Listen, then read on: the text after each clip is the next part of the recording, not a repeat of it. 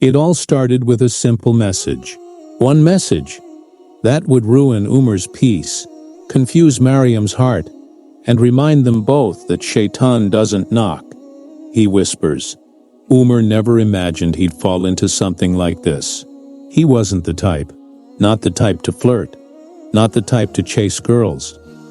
He was focused on his Deen, at least he used to be. But temptation doesn't always come loud. Sometimes it comes quietly.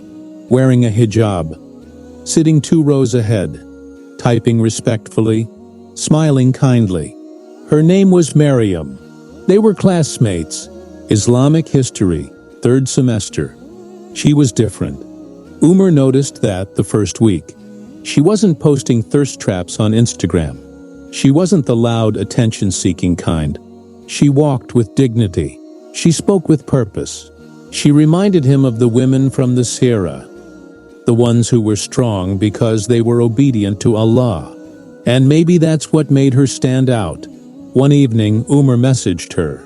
He was genuinely struggling with an assignment and remembered how confidently Maryam answered a question in class. So he sent it.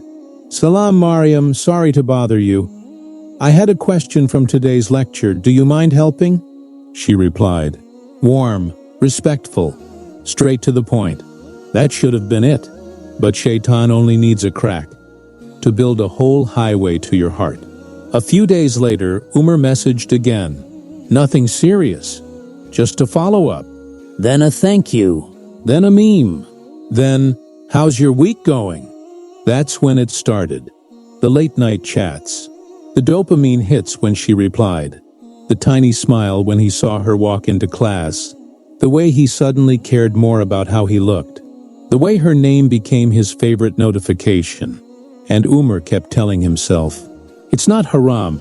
We're just talking. We're not dating. But deep down, he knew. Something inside him started to change. He started delaying his prayers, stopped reading Quran as often. His dua shifted from, Ya Allah, grant me Jannah, to, Ya Allah, what if she's the one? Maryam, on the other hand, stayed calm on the outside.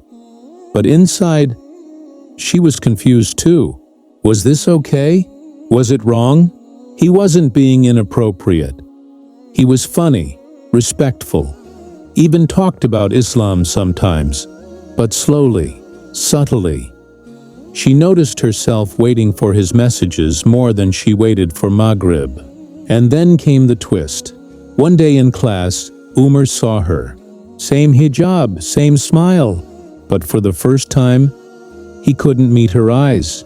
Something about it hit different that day. It was like he saw his own weakness reflected back at him. He couldn't concentrate. He felt sick.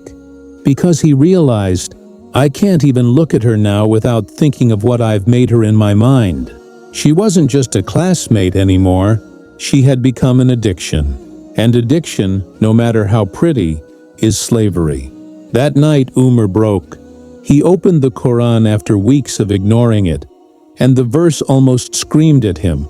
Do not follow the footsteps of Shaytan. Indeed, he is to you a clear enemy. Surah Al-Baqarah, and suddenly everything came crashing down. The DMs, the thoughts, the wasted nights, the guilt, the prayers he missed, the time he gave someone else his heart, when it should have been in sujud. He dropped to the floor. He cried like a child, not because Maryam left, but because he left Allah. He begged through his tears, Ya Allah, I gave my heart away chasing a fantasy. I forgot you. I broke the boundaries. I broke myself. Please, bring me back. And just like that, something changed. The next day, he avoided eye contact. He didn't reply to Maryam's message. He stopped liking her posts. He lowered his gaze, not because she was wrong, but because he needed to heal. Maryam was confused. She noticed the sudden change. No replies, no conversation, no eye contact. She felt hurt. But what she didn't know was that Umer wasn't ghosting her. He was guarding his akhirah. It took months, Umer deleted the chats. He reconnected with the Quran. He got back to Fajr. He cried in sujud for strength every time his heart whispered her name. He still sees Maryam in class, but now he sees her the way Allah wants him to, with respect, with distance, with peace, because she was never his to begin with. And maybe, just maybe, the people who take you away from Allah are never a blessing. They are a test. If you're in something like this right now, if it started with a harmless message, if you tell yourself, "We're just talking," let me ask you, are you closer to Allah now or further away? Because Shaytan doesn't need you to fall overnight. He just needs you to walk the first step.